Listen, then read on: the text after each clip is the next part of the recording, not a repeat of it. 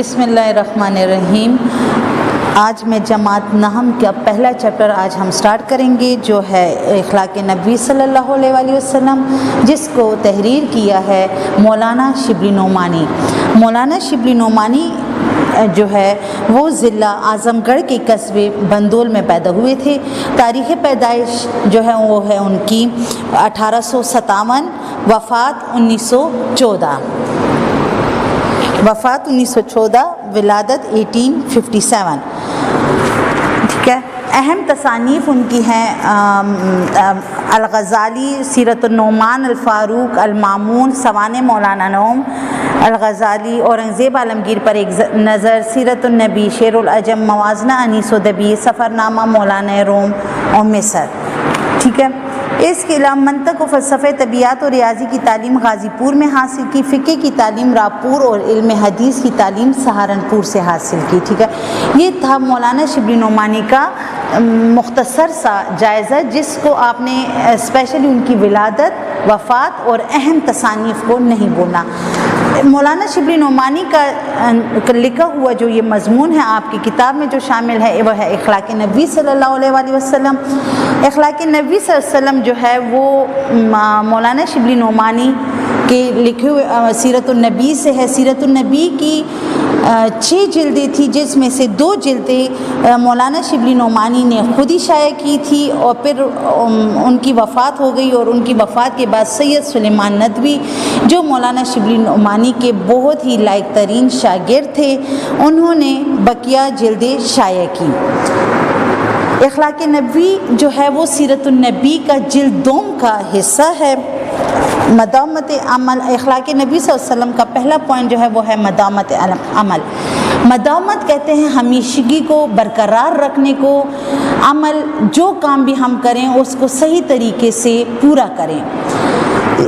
اخلاق کا سب سے مقدم و ضروری پہلو یہ ہے کہ انسان جس کام کو اختیار کرے اس پر اس قدر استقلال کے ساتھ قائم رہے کہ گویا وہ اس کی فطرت ثانیہ بن جائے۔ ایسا نہیں کرنا چاہیے ہم نے ایک کام شروع کیا اس کو ہم صحیح طریقے سے پوری استقلال کے ساتھ، محنت کے ساتھ اسے ہم پورا کریں، اس کے بعد دوسرا کریں۔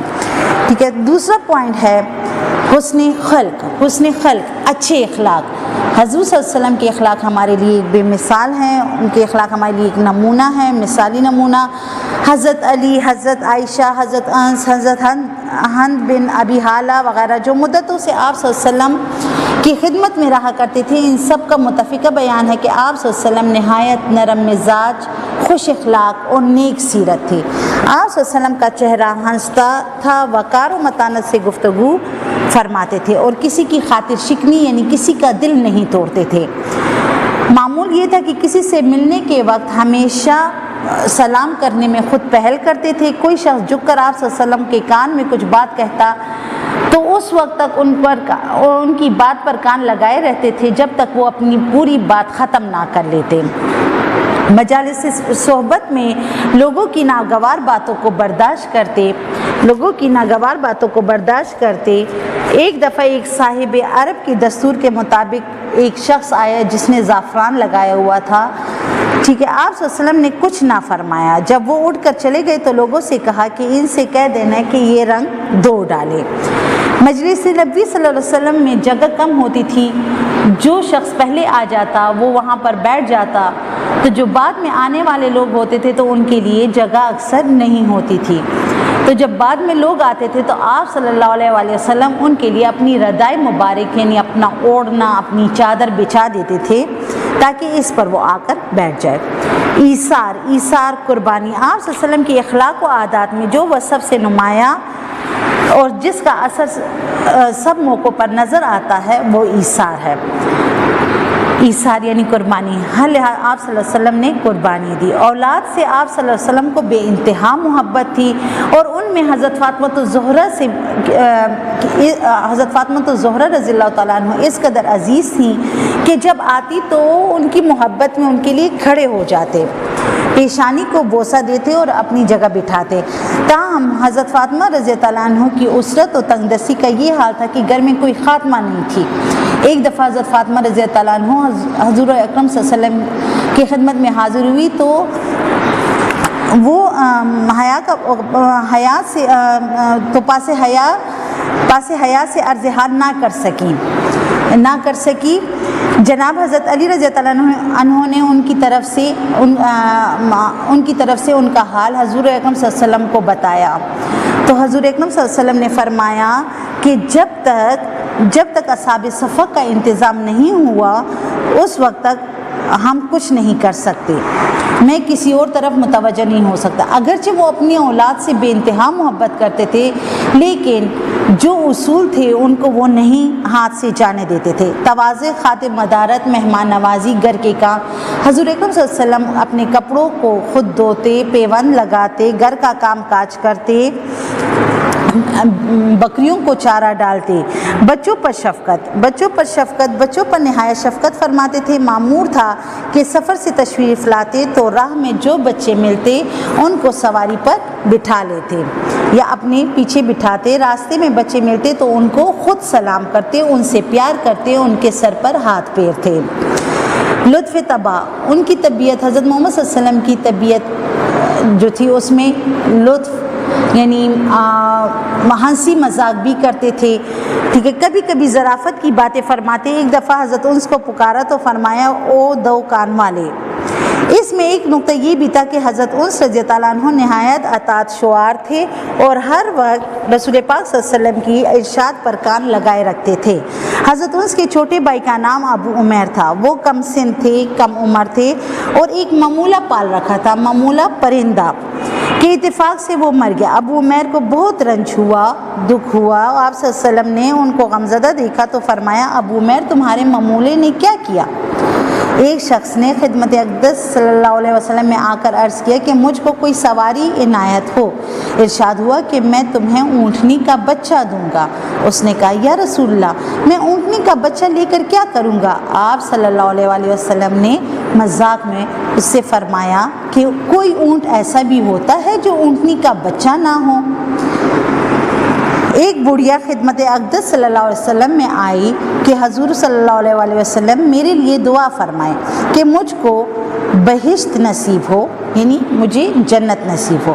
آپ صلی اللہ علیہ وسلم نے فرمایا کہ بڑھیا بہشت میں نہ جائے گی۔ اس کو بہت صدمہ ہوا اور روتی ہوئی واپس چلی۔ آپ صلی اللہ علیہ وسلم نے صحابہ سے فرمایا کہ اسے کہہ دو کہ بڑھیا جنت میں جائے گی لیکن جوان ہو کر جائے گی۔ ایک بدوی صحابی تھے جن کا نام ظاہر رضی اللہ تعالیٰ عنہ تھا۔ وہ دیہات کی چیزیں آپ صلی اللہ علیہ وسلم کی خدمت میں ہدیہ بھیجا کرتے تھے۔ ایک دفعہ وہ شہر میں آئے، گاؤں سے جو چیزیں لائے تھے اس کو بازار میں فروخت کر رہے تھے۔ اتفاقاً آپ صلی اللہ علیہ وسلم ادھر سے گزرے، ظاہر کے پیچھے جا کر ان کو گود میں دبا لیا۔ انہوں نے کہا کون ہے؟ چھوڑ دو۔ مڑ کر دیکھا تو سرور عالم صلی اللہ علیہ وسلم تھے۔ اپنی پیٹھ اور بھی رسول پاک صلی اللہ علیہ وسلم کے سینے سے لپٹا دی۔ آپ صلی اللہ علیہ وسلم نے فرمایا کوئی اس غلام کو خریدتا ہے؟ بولے کہ یا رسول اللہ مجھ جیسے غلام کو جو شخص خریدے گا نقصان اٹھائے گا۔ آپ صلی اللہ علیہ وسلم نے فرمایا لیکن خدا کے نزدیک تمہارے دام زیادہ ہیں۔ ایک شخص نے آ کر شکایت کی کہ میرے بھائی کی شکم گرانی ہے۔ فرمایا شہد پلاؤ۔ شکم میں گرانی یعنی پیٹ میں شدید درد۔ وہ دوبارہ آئے کہ شہد پلایا لیکن شکایت اب بھی باقی ہے۔ آپ صلی اللہ علیہ وسلم نے پھر شہد پلانے کی ہدایت کی۔ 3 بار آئے، پھر وہی جواب ملا۔ 4تھی بار آئے تو فرمایا خدا سچا ہے کہ شہد میں شفا ہے لیکن تمہارے بھائی کا پیٹ جھوٹا ہے، جا کر شہد پلاؤ۔ اب کی بار پلایا تو شفا ہو گئی۔ معدے میں فاسد مادہ جو گندگی وغیرہ تھی کثرت سے موجود تھا۔ جب پورا تنکیہ ہو گیا تو گرانی جاتی رہی۔ اولاد سے محبت، اولاد سے نہایت محبت تھی۔ معمول تھا کہ جب کبھی سفر فرماتے تو سب سے آخر میں حضرت فاطمہ الزہرا کے پاس جاتے اور سفر سے واپس آتے تو بھی سب سے پہلے حضرت فاطمہ رضی اللہ تعالیٰ عنہ کی خدمت میں باریاب ہوتے، وہ بھی حضرت فاطمہ رضی اللہ تعالیٰ عنہ ہی ہوتی۔ حضرت ایک دفعہ کسی غزوے میں گئے، اسی اسنا میں حضرت فاطمہ رضی اللہ عنہ نے دونوں صاحبزادوں حسن و حسین کے لیے چاندی کے کنگن بنوائے اور دروازے پر پردے لٹکائے۔ رسول پاک صلی اللہ علیہ وسلم واپس تشریف لائے تو خلاف معمول حضرت فاطمہ کے گھر نہیں گئے۔ وہ سمجھ گئیں، فوراً پردوں کو چاک کر ڈالا اور صاحبزادوں کے ہاتھ سے کنگن اتار لیے۔ صاحبزادے روتے ہوئے خدمت اقدس میں حاضر ہوئے۔ آپ صلی اللہ علیہ وسلم نے کنگن لے کر بازار میں بیچ دیا اور فرمایا اس کے بدلے ہاتھی کے دانت کے کنگن لا دوں۔ حضرت فاطمہ جب آپ صلی اللہ علیہ وسلم کی خدمت میں تشریف لاتی تو آپ صلی اللہ علیہ وسلم کھڑے ہو جاتے، ان کی پیشانی کو چومتے اور اپنی نشستگاہ سے ہٹ کر اپنی جگہ بٹھاتے۔ حسنین سے بے انتہا محبت تھی، فرماتے تھے کہ یہ میرے گلدستے ہیں۔ حضرت فاطمہ کے گھر تشریف لے جاتے تو فرماتے کہ میرے بچوں کو لانا۔ وہ صاحبزادوں کو لاتی، آپ صلی اللہ علیہ وسلم ان کو چومتے، سینے سے لپٹاتے۔ ایک دفعہ مسجد میں خطبہ فرما رہے تھے، اتفاق سے حسین سرخ کپڑے پہنے ہوئے آئے، کم سینی کی وجہ سے ہر قدم پر لڑکھڑاتے جاتے تھے۔ آپ صلی اللہ علیہ وسلم ضبط نہ کر سکے، برداشت نہ کر سکے اور منبر سے اتر کر گود میں اٹھا لیا اور اپنے سامنے بٹھا لیا۔ پھر فرمایا خدا نے سچ کہا ہے، انما اموالکم و اولادکم فتنہ۔ فرمایا کرتے تھے، ٹھیک ہے، یعنی تمہارا مال اور تمہاری اولاد تمہارے لیے ایک آزمائش ہے، ٹھیک ہے، اس کا ترجمہ یہ ہے۔ فرمایا کرتے تھے حسین میرا ہے اور میں اس کا ہوں، خدا اس سے محبت رکھے جو حسین سے محبت رکھتا ہے۔ ایک دفعہ امام حسین یا امام حسن دوش مبارک پر سوار تھے، یعنی ان کے کندھوں پر سوار تھے۔ کسی نے کہا کیا سواری ہاتھ آئی ہے؟ آپ صلی اللہ علیہ وسلم نے فرمایا سوار بھی کیسا؟ ایک دفعہ آپ صلی اللہ علیہ وسلم کہیں دعوت میں جا رہے تھے، امام حسین راہ میں کھیل رہے تھے۔ آپ صلی اللہ علیہ وسلم نے آگے بڑھ کر ہاتھ پھیلا دیے، وہ ہنستے ہوئے پاس آ کر نکل جاتے تھے۔ بالآخر آپ صلی اللہ علیہ وسلم نے ان کو پکڑ لیا، ایک ہاتھ ان کی توڑی پر اور ایک سر پر رکھ کر سینے سے لپٹا لیا۔ پھر فرمایا حسین میرا ہے اور میں اس کا ہوں۔ اکثر امام حسین کو گود میں لیتے، ان کے منہ میں منہ ڈالتے اور فرماتے کہ خدایا میں اس کو چاہتا ہوں اور اس کو بھی چاہتا ہوں جو ان کو چاہتے ہیں۔ آپ صلی اللہ علیہ وسلم کے داماد حضرت زینب کے شوہر جب بدر سے قید ہو کر آئے تو فدیے کی رقم ادا نہ کر سکے تو گھر کہلا بھیجا۔ حضرت زینب نے اپنے گلے کا ہار بھیج دیا۔ یہ وہ ہار تھا جو حضرت زینب رضی اللہ عنہ کو جہیز میں حضرت خدیجہ رضی اللہ عنہ نے ان کو دیا تھا۔ رسول پاک صلی اللہ علیہ وسلم نے ہار دیکھا تو بےتاب ہو گئے اور آنکھوں سے آنسو نکل آئے۔ پھر صحابہ سے فرمایا کہ اگر تمہاری مرضی ہو تو ہار زینب کو بھیج دوں۔ سب نے بصر و چشم منظور کیا، سب نے کہا کہ ہاں بھیج دیں۔ آپ صلی اللہ علیہ وسلم کی ایک نواسی حالت نزاع میں تھی، ٹھیک ہے۔ اچھا، جب ہار ان کو واپس بھیج دیا گیا تو پھر ان کے ہسبینڈ کو یعنی ان کے شوہر کو بغیر کسی فدیے کے رہا کر دیا گیا، ٹھیک ہے۔ ایک دفعہ آپ صلی اللہ علیہ وسلم کی نواسی حالت نزاع میں تھی، یعنی مطلب بالکل بے ہوشی کے عالم میں تھی۔ صاحبزادی نے بلا بھیجا، آپ صلی اللہ علیہ وسلم تشریف لے گئے تو لڑکی اس حالت میں آغوش مبارک میں رکھ دی گئی۔ آپ صلی اللہ علیہ وسلم نے اس کی حالت دیکھی تو انہوں آنکھوں سے آنسو جاری ہو گئے۔ حضرت سعد نے کہا یا رسول اللہ صلی اللہ علیہ وسلم، آپ صلی اللہ علیہ وسلم یہ کیا کر رہے ہیں؟ آپ صلی اللہ علیہ وسلم نے فرمایا یہ رحم ہے جس کو خدا نے اپنے بندوں کے دلوں میں ڈال دیا ہے۔ حضرت ابراہیم کی وفات پر بھی آپ صلی اللہ علیہ وسلم نے آبدیدہ ہو کر فرمایا آنکھیں آنسو بہا رہی ہیں، دل غم زدہ ہے، لیکن منہ سے ہم وہی بات کہیں گے جن کو خدا پسند کرتا ہے، ٹھیک ہے۔ سیرت النبی جلد 2 کا حصہ ہے جی۔ یہ چیپٹر ہمارا یہاں پر سبق ختم ہوا۔ اس میں کوئی ایسی تو مشکل نہیں ہے، لیکن اگر پھر بھی مشکل ہو تو آپ یہاں پر اسکول آ کر کنٹیکٹ کر سکتے ہیں، ٹھیک ہے۔ اب ہے سوالات و جوابات، مشق ہم کریں گے، مشق کے آپ کے نوٹس ہیں، ٹھیک ہے۔ سوال نمبر 1 ہے مصنف نے اخلاق کا سب سے مقدم اور ضروری پہلو حسن اخلاق کا سب سے پہلا پہلو کون سا ہونا چاہیے، ٹھیک ہے۔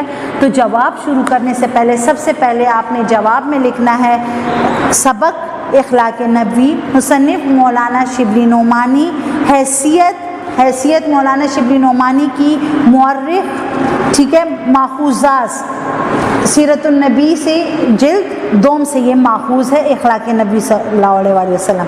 جواب: مصنف کے نزدیک اخلاق کا سب سے مقدم اور ضروری پہلو یہ ہے کہ انسان جس کام کو اختیار کرے اس پر اس قدر استقلال کے ساتھ قائم رہے کہ گویا وہ اس کی فطرت ثانیہ بن جائے اور وہ اس نیک کام کرنے کا عادی بن جائے۔ لیکن اخلاق کا ایک مشکل نقطہ یہ ہے کہ انسان اپنے لیے اخلاق حسنہ کا جو پہلو پسند کرے اس کی شدت سے پابندی کرے، گویا وہ اپنے اختیار کے باوجود اس کام کے کرنے پر مجبور ہے، اور لوگ اس بات پر یقین کر لیں کہ یہ شخص اس نیک کام کی کبھی خلاف ورزی نہیں کر سکتا ہے۔ دوسرا سوال: اگر کسی کی بات ناگوار لگتی تو آپ صلی اللہ علیہ وسلم کیا فرماتے؟ اگر کسی کی بات ناگوار لگتی تو آپ صلی اللہ علیہ وسلم کیا فرماتے؟ اس کا جواب یہ ہے کہ نبی صلی اللہ علیہ وسلم نے نہایت مزاج، خوش اخلاق انسان کے آپ صلی اللہ علیہ وسلم بہت وقار اور متانت سے گفتگو فرماتے تھے، کسی کا دل نہیں دکھاتے تھے، مجالس سے صحبت میں لوگوں کی ناگوار باتوں کو برداشت فرماتے اور اس کا اظہار نہ کرتے۔ اگر آپ صلی اللہ علیہ وسلم کو کسی کی بات ناگوار یا ناپسند لگتی تو اس کا ذکر کبھی محفل میں نہیں کرتے تھے، بلکہ کہتے تھے کہ جو لوگ اس طرح کرتے ہیں یہ درست نہیں ہے، میری حوالہ دے کر بات کرتے تھے۔ آپ صلی اللہ علیہ وسلم یہ تحقیقی فرماتے تھے کہ شخص مخصوص کی کبھی ذلت اور بےعزتی یا رسوائی نہ ہو جائے اور اس کے احساس غلط میں کمی نہ ہو۔ سوال نمبر 3: مصنف نے آپ صلی اللہ علیہ وسلم کے اخلاق کا سب سے نمایاں وصف یعنی خوبی کیا بتائی ہے؟ جواب: ہر سوال کے جواب میں بار بار کہہ رہی ہوں کہ سوال کے جواب میں آپ نے سبق کا نام، مصنف کا نام، ماخوذ اور ادبی حیثیت مصنف کی ضرور لکھنی ہے، ٹھیک ہے؟ پھر ہے مصنف کے نزدیک آپ صلی اللہ علیہ وسلم کے اخلاق و عادات میں سب سے زیادہ نمایاں اور جس کا اثر ہر موقع پر نظر آتا ہے وہ آپ صلی اللہ علیہ وسلم کا ایثار یعنی قربانی ہے۔ آپ صلی اللہ علیہ وسلم خود بھوکے رہتے اور دوسروں کو کھلاتے، خود تکلیف اٹھاتے لیکن دوسروں کو آرام پہنچانے کی کوشش فرماتے۔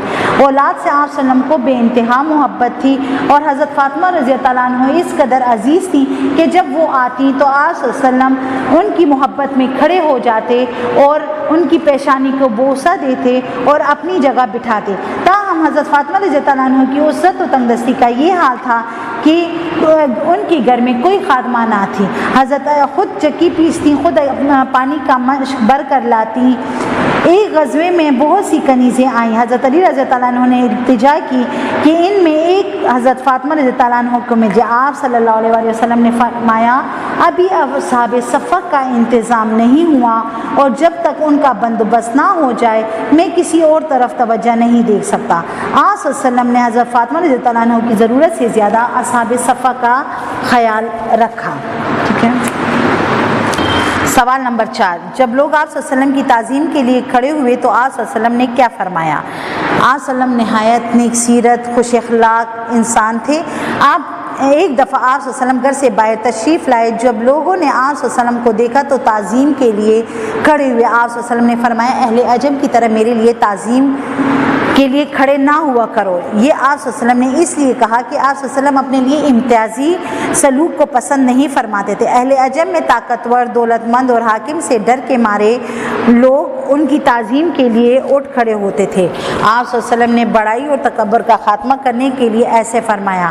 آپ صلی اللہ علیہ وسلم غریبوں اور مسکینوں کی محفل میں اس طرح بیٹھتے کہ امتیازی حیثیت کی بنا پر آپ صلی اللہ علیہ وسلم کی پہچان نہ ہو سکے۔ آپ صلی اللہ علیہ وسلم نے اپنے عمل سے امت کو یہی تعلیم دی کہ کوئی افسر، حاکم اور مالدار اپنے آپ کو اپنے ماتحت لوگوں اور غریبوں سے بالاتر نہ سمجھے۔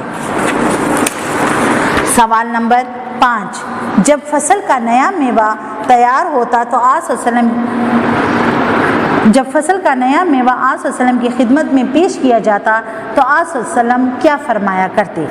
آپ صلی اللہ علیہ وسلم بچوں پر نہایت شفقت اور محبت فرماتے تھے۔ معمول تھا کہ سفر سے تشریف لاتے تو راہ میں جو بچے ملتے ان میں سے کسی کو اپنے ساتھ سواری پر آگے یا پیچھے بٹھاتے۔ راستے میں بچے ملتے تو خود سلام کرتے یا راستے۔ یہ محبت و شفقت مسلمان بچوں تک محدود نہ تھی بلکہ مشرکین کے بچوں پر بھی محبت فرماتے تھے۔ معمول تھا کہ فصل کا نیا میوہ جب کوئی آپ صلی اللہ علیہ وسلم کی خدمت میں حاضر کرتا تو جو سب سے کم عمر بچہ ہوتا ان کو عنایت فرماتے، بچوں کو چومتے اور ان سے پیار کرتے، اس کے بعد حاضرین میں تقسیم کرتے، اگر کچھ بچ جاتا تو لے لیتے اور اگر نہ بچتا تو اس کی کوئی پرواہ نہ کرتے تھے۔ کوئی بھی آپ صلی اللہ علیہ وسلم کی طرح سخی اور فیاض نہیں تھا۔ سوال نمبر 6، جب کبھی حضرت فاطمہ رضی اللہ عنہ آپ صلی اللہ علیہ وسلم کے پاس آتی تو آپ صلی اللہ علیہ وسلم کیا کرتے؟ حضور صلی اللہ علیہ وسلم کو اپنی اولاد سے بے تحاشا محبت تھی اور اسپیشلی حضرت فاطمہ رضی اللہ تعالیٰ عنہ سے۔ حضرت فاطمہ رضی اللہ تعالیٰ عنہ جب آپ صلی اللہ علیہ وسلم کی خدمت میں حاضر ہوتی تو آپ صلی اللہ علیہ وسلم کھڑے ہو جاتے، ان کی پیشانی کو چومتے اور اپنی نشست گاہ سے ہٹ کر اپنی جگہ بٹھاتے۔ معمول تھا کہ جب سفر فرماتے تو آخر میں حضرت فاطمہ کے پاس جاتے اور سفر سے واپس آتے تو جو شخص سب سے پہلے آپ صلی اللہ علیہ وسلم کی خدمت میں حاضر ہوتا وہ بھی حضرت فاطمہ رضی اللہ تعالیٰ عنہ ہوتی۔ حضرت فاطمہ رضی اللہ عنہ اور ان کے صاحبزادوں حضرت حسن اور حسین کو بہت پیار کرتے اور اپنے پاس بٹھاتے۔ حضرت امام حسین کے بارے میں آپ صلی اللہ علیہ وسلم نے کیا فرمایا؟ سوال نمبر 7 ہے۔ جواب، حضور صلی اللہ علیہ وسلم حسین سے بے انتہا محبت کرتے تھے، فرماتے تھے کہ یہ میرے گلدستے ہیں۔ ایک دفعہ مسجد میں خطبہ فرما رہے تھے، اتفاق سے حسین سرخ کپڑے پہنے ہوئے آئے، کمسنی کی وجہ سے ہر قدم پر لڑکھڑاتے رہے۔ کمسنی یعنی جب بچہ 1 سال کا ابھی پورا نہیں ہوتا تو اس نے بالکل قدم سٹارٹ کیے ہوتے تو کبھی وہ گر رہا ہوتا ہے، کبھی ڈگمگا رہا ہوتا ہے، تو ان کی قدم جو ہے وہ لڑکھڑاتے جاتے تھے۔ آپ صلی اللہ علیہ وسلم ضبط نہ کر سکے، برداشت نہ کر سکے اور منبر سے اتر کر گود میں اٹھا لیا کہ کہیں گر نہ جائے اور اپنے سامنے بٹھا لیا اور فرمایا، حسین میرا ہے اور میں اس کا ہوں، خدا اس سے محبت کرے جو حسین سے محبت رکھتا ہے۔ آپ صلی اللہ علیہ وسلم اکثر حضرت امام حسین کو گود میں لیتے اور فرماتے کہ خدایا میں اس کو چاہتا ہوں اور اس کو بھی چاہتا ہوں جو اس حسین کو چاہے۔ آپ صلی اللہ علیہ وسلم حضرت فاطمہ رضی اللہ عنہ اور ان کے صاحبزادوں امام حسین اور امام حسن سے محبت ان کی بے مثل تھی۔ حضرت زینب نے اپنے سوال نمبر 8 ہے، حضرت زینب نے اپنے شوہر کی رہائی کے لیے فدیے کے طور پر کیا چیز ارسال کی تھی؟ ٹھیک ہے، جو آپ کے چیپٹر کے لاسٹ پیراگراف میں بھی ہے۔ ٹھیک ہے، رسول کریم صلی اللہ علیہ وسلم کی بڑی بیٹی حضرت زینب کے شوہر ابو العاص جنگ بدر میں پکڑے گئے اور جنگی قیدی کی حیثیت سے مدینہ منورہ لائے گئے۔ ان کے پاس فدیے کی رقم نہیں تھی کہ جسے ادا کر کے رہائی حاصل کرتے، لہٰذا انہوں نے حضرت زینب کو پیغام بھیجا کہ وہ فدیے کی رقم کا انتظام کرے۔ حضرت زینب نے اپنے گلے کا ہار بھیجا، یہ ہار ان کی والدہ حضرت خدیجہ رضی اللہ عنہ نے ان کو جہیز میں دیا تھا۔ رسول پاک صلی اللہ علیہ وسلم نے ہار دیکھا تو بے تاب ہو گئے اور آنکھوں میں آنسو آ گئے۔ پھر صحابہ کرام رضی اللہ عنہ سے فرمایا کہ اگر تمہاری مرضی ہو تو ہار حضرت زینب رضی اللہ عنہ کو واپس بھیج دوں۔ سب نے بصر و چشم منظور کیا، یعنی سب اس بات سے راضی ہو گئے۔ چنانچہ وہ ہار حضرت زینب کو بھیج دیا گیا اور ان کے شوہر کو بغیر فدیے کی آزاد کیا گیا۔ ٹھیک ہے، نیکسٹ سوال ہے، پھر اس کے سوال جواب ختم ہوتے ہیں تو پھر اس کے بعد ہیں بلینکس، جو ہے جملے مکمل کریں۔ انسان جس کام کو اختیار کرے اس پر اس قدر استقلال کے ساتھ قائم رہے کہ وہ اس کی ڈیش بن جائے، یعنی عادت ثانیہ۔ یہ تمام جملے چیپٹر کو پڑھنے کے بعد آپ خود ہی اس کو سالو کر سکتے ہیں۔ تمام جو ہے وہ اس میں جس طرح ہے، خدا کے نزدیک تمہارے دام زیادہ ہیں، صاحبزادوں کے ہاتھ سے ڈیش اتار لیے، یعنی ان کے کنگن اتار لیے۔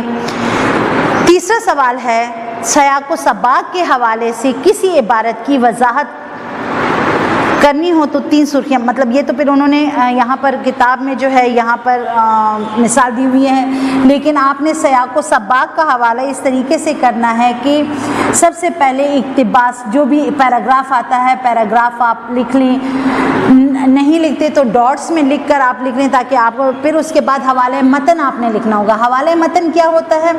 حوالہ متن میں آپ سبق کا نام، مصنف کا نام، مصنف کا تھوڑا سا حوالہ اگر ایگزیکٹ یاد ہو، ٹھیک ہے، وہ آپ لکھیں گے۔ پھر اس کے بعد ہے سیاق و سباق۔ سیاق و سباق، سیاق کہتے ہیں کہ جو پیراگراف آیا ہے اس سے پہلے کیا واقعات ہوئے ہیں اس کا ہلکا پھلکا سا، یعنی 7 سے 8 لائن یا 8 سے 10 لائن کا ایک پیراگراف لکھنا ہے، اور سباق، سبق کا کے بعد میں جو کچھ آیا ہے، پیراگراف کے بعد جو کچھ ہے اسے آپ نے 7-8 لائن میں لکھنا ہے۔ آسان الفاظ میں آپ اس چیپٹر کا مطلب، اس کو تو آپ نے پوائنٹس میں لکھا ہے، جس طرح مدامت عمل ہے، اولاد سے محبت ہے، ایثار ہے، ٹھیک ہے، اس کو آپ پیراگراف میں نہیں، لیکن ہر پیراگراف کو آپ 5-5 یا 3-3 لائن میں اس کا خلاصہ آپ لکھ لیں، اور وہی سیاق و سباق میں آپ چیپٹر کا خلاصہ بھی لکھ سکتے ہیں۔ تو جو بھی پیراگراف آئے تو سیاق و سباق آپ وہی لکھیں گے۔ پھر اس کے بعد آپ ہیڈنگ دیں گے وضاحت۔ وضاحت میں جو اقتباس، جو پیراگراف آتا ہے اس کو آپ سلیس اردو یعنی آسان الفاظ میں اسی کو اسی طرح لکھنا ہے، لیکن اگر اس میں مشکل الفاظ ہیں تو اس کے معنی لکھ کر آپ نے اس کی وضاحت لکھنی ہے، ٹھیک ہے۔ جو آپ کی نوٹس میں یہاں پر ہے بھی پیراگراف آپ کا ہے، مسجد نبوی میں جگہ بہت کم ہوتی تھی، ٹھیک ہے، پھر ڈاٹس لگے ہوئے ہیں، یہ آپ کی یہاں پر بک میں موجود ہے، پھر احساس غیرت میں کمی نہ آ جائے، ٹھیک ہے۔